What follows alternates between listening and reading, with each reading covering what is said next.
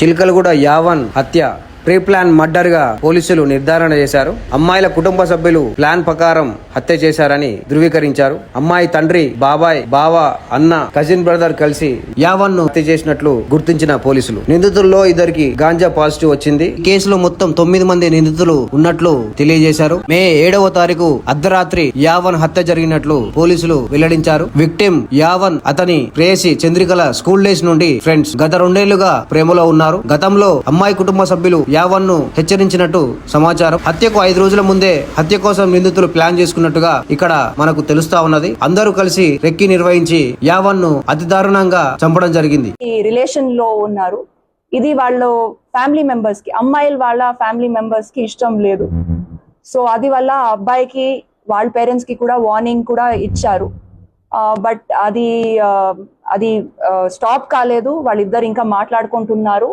And ఇదిలో main ముఖ్యంగా మనకి A1 వచ్చేసి సాయి కిరణ్. ఈ అబ్బాయి కూడా ఆ అమ్మాయిని పెళ్లి చేసుకున్నాలి అని అనుకుంటున్నారు. అంటే బంధువులందరూ మాట్లాడుకుంటున్నారు, సేమ్ ఫ్యామిలీ మెంబర్సే.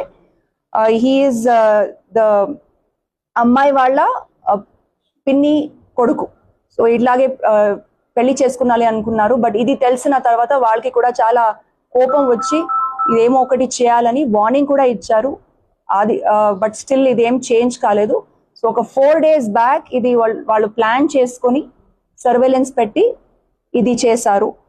సో ఇమీడియట్లీ మేము వీళ్ళందరినీ అరెస్ట్ చేసి వాళ్ళ నుంచి మేము ఒక నైఫ్ కూడా, ఈ ఒఫెన్స్ లో యూజ్ చేసిన నైఫ్ కూడా సీజ్ చేసాము. వాళ్ళు వేసుకున్న బట్టలు, షర్ట్స్ మీద బ్లడ్ స్టెయిన్డ్ క్లాత్స్ కూడా సీజ్ చేసాము. ఈ ఒఫెన్స్ చేసేదానికి వాళ్ళు ఒక 2-wheeler కూడా యూజ్ చేశారు.